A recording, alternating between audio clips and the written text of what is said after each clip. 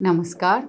आज मैं आपके सामने एक बहुत दुविधा बड़ा टॉपिक के बारे में डिस्कस करने जा रही हूँ। Foods to be eaten in pregnancy. क्या खाएं जिससे हमारा बच्चा स्वस्थ रहे, माँ स्वस्थ रहे। ये एक फूड फैडिज़म हमारी सोसाइटी में बहुत ज़्यादा प्रेवलेंट है। फूड फैडिज़म माने तो जितनी चीज़ महंगी होगी वो उतनी ही न्यूट्रिशियस होगी। इस कंसेप्ट को मैं बिल्कुल 0 नंबर दूंगी और आज हम समझेंगे कि किस तरीके से कब कब क्या क्या खाना चाहिए। एक सिंपल चीज़ है, हम अगर समझ लें कि हमारे पेट को खाली नहीं रखना है, हर 2 से 3 घंटे में हमें हमारी मील को लेना है, तो हम किस तरह से अपने मील पैटर्न को डिवाइड करें। इसका एक सिंपल प्रिंसिपल रहता है, हमें 3 मेजर मील्स और 3 माइनर मील्स खानी है। मेजर मील्स बोले तो breakfast, lunch and dinner, and minor meals बोले तो something to be eaten when you wake up. जैसे ही उठे कुछ खाएं, जैसे कि 6-7 बजे।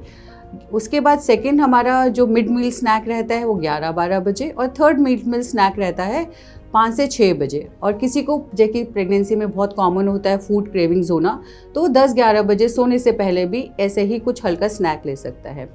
जो हमारे प्रिंसिपल रहता है इन सब स्नैकिंग का, इन सब मेजर मील्स का, कि हमारी हर न्यूट्रिएंट का इंटेक राइट अमाउंट में हो, जैसे कि proteins, carbohydrates, fats, fibre, water and minerals and vitamins. मुझे ऐसा लगता है कि हम सब जो हमारी इंडियन डाइट है वो एक मेजर कार्ब डाइट है, जिससे कि और चीज़ों की बहुत ज़्यादा डिफिशियंसी हो जाती है।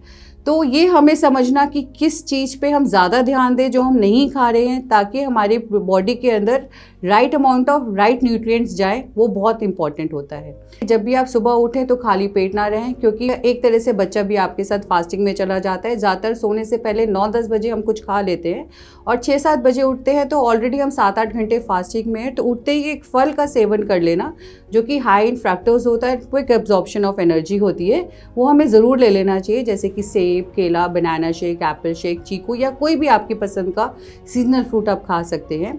उसके बाद नेक्स्ट आपकी जो ब्रेकफास्ट रहता है, उसके अंदर आप कोशिश कीजिए कार्ब्स के साथ प्रोटीन इंटेक ज़रूर कीजिए। अगर आप वेजिटेरियन हैं तो आप पनीर ले सकते हैं, स्प्राउट्स ले सकते हैं, पनीर की रोटी बना सकते हैं। और आप नॉन वेजिटेरियन हैं तो एग, मुझे ऐसा लगता है एक बहुत ही perfect protein carb nutrient intake होता है, वो आप ले सकते हैं। 2 से 3 बॉइल्ड एग ले सकते हैं, इंक्लूडिंग द येलो पोर्शन।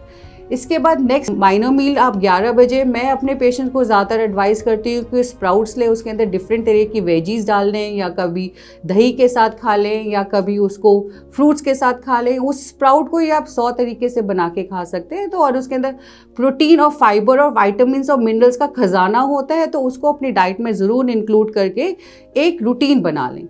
1 से 2 के बीच में हम एक्सपेक्ट करते हैं कि आप अपना लंच ले लें। आप बेशक ऑफिस गोइंग हों कि आप होम में हों, तो आप लेकिन 1 बजे का अलार्म लगा के 1 से 2 के बीच में लंच लेने की आदत डालिए। साथ में आपसे अगर सैलेड लिया जाता है तो लीजिए, नहीं तो 1-1.5 घंटे के बाद, थोड़ा टहलने के बाद आप सैलेड ज़रूर लीजिए, क्योंकि फाइबर एक अनदर इम्पॉर्टेंट कॉन्स्टेंट होता है, जो कि कॉन्स्टिपेशन का एक लीडिंग कॉज है, स्पेशली प्रेगनेंसी के शुरू के 3 महीनों में। और मैंने देखा है बहुत डॉक्टर्स हैं उसके लिए सिरप्स प्रिस्क्राइब कर रहे होते हैं, लेकिन मैं अपने पेशेंट्स को कभी भी ये सब कुछ लेने से मना करती हूँ और हमेशा डाइट उनको समझा के, फोकस उनका डाइट पे डालकर उस प्रॉब्लम को ठीक करती हूँ। तो फाइबर एक इम्पॉर्टेंट कॉन्स्टेंट है, जो आप सैलेड से, स्प्राउट से, या कोई भी, जैसे आप दाल भी बनाते हैं तो छिलके वाली दाल बनाइए, पालक का सेवन ज़्यादा कीजिए, हरी चटनी का सेवन ज़्यादा कीजिए, तो आपका वो प्रॉब्लम नहीं होगा। 5 से 6 बजे के बीच में आप कुछ भी एक गिलास दूध ले लीजिए, उसके बाद कोई फल ले सकते हैं, गुड़ चना ले लीजिए, कुछ भी इस तरह का हल्का एक खाना, जैसे भी आपको अच्छा लगता है, भेल, मखाने ले सकते हैं। और 8 से 9 के बीच में आपका डिनर हो जाना चाहिए। तो अगर इस मील पैटर्न को हम फॉलो करते हैं तो राइट अमाउंट ऑफ न्यूट्रिएंट्स हमारे अंदर जाते हैं। एक अनदर इम्पॉर्टेंट चीज़ जो हम भूल जाते हैं, पानी पीना। हर कोई कहता है हाँ, मेरे पास पेशेंट आता है, मैं पूछती हूँ आप पानी पी लें? हाँ मैडम पी लेती हूँ। मैं पूछती हूँ कितने ग्लास? 3-4 ग्लास तो हो ही जाता है, but that is not appropriate. वो बिल्कुल भी सही मात्रा नहीं है। 3 से 4 लीटर लिक्विड आपको पीना चाहिए। मैं अपने पेशेंट्स को क्या एडवाइस करती हूँ कि आप अपनी 3 बॉटल 1-1 लीटर की भर के रखिए।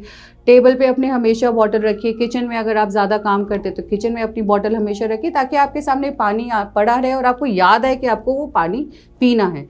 और उसमें बहुत इंपॉर्टेंट होता है पीने की चीज़ों में। एक बहुत कॉमन मिथ है कि अगर कमज़ोरी हो रही है तो हम ग्लूकॉन डी पी लेते हैं, हम जूसेस पी लेते हैं, जो कि कम्प्लीटली अवॉइड करना चाहिए, क्योंकि जूसेस की जगह अगर हम फल खाते हैं तो वो बहुत फाइबर रिच होता है, उसकी जो छूछ में ही सारे न्यूट्रिएंट्स होते हैं जो कि हम छोड़ देते हैं, वेस्ट कर देते हैं। तो जूसेस तो बिल्कुल भी किसी तरह के नहीं लेने चाहिए, फल लीजिए। अगर आपको लिक्विड के फॉर्म में कुछ और पीना है तो नारियल पानी, नींबू पानी, ORS ऐसी चीज़ों का सेवन ज़्यादा कीजिए नॉर्मल वाटर के साथ साथ, ताकि आपका लिक्विड इंटेक बना रहे। अगर हम इन सब चीज़ों को लेते हैं तो हमारी प्रेगनेंसी में जो माइनर एलिमेंट्स होती हैं वो बहुत कम होती हैं। जो हमें कॉन्स्टिपेशन, बच्चा कमज़ोर हो जाना, खुद का BP बढ़ जाना, ये सब प्रॉब्लम्स भी कम होती हैं। शुगर हो जाना, ये सब प्रॉब्लम्स कम होती हैं। तो मोटा मोटा अगर हम एक बात समझें कि अगर हम राइट अमाउंट पे, राइट टाइम पे, राइट चीज़ें खाएं तो हमारी प्रेगनेंसी बहुत ही राइट रहेगी। नेक्स्ट वीडियो में आपको समझाऊंगी कि प्रोटीन किस किस में होता है, आयरन किस किस में होता है, फाइबर किस किस में होता है, तो आप फॉलो कर सकते हैं वो मेरा वीडियो देखते हुए, और अच्छे से समझ सकते हैं कि आप अपने डाइट पैटर्न को कैसे मैनेज करें, ताकि आप ये सब चीज़ों का सेवन अपने टाइमिंग्स, अपने जॉब पैटर्न के हिसाब से ले सकते हो।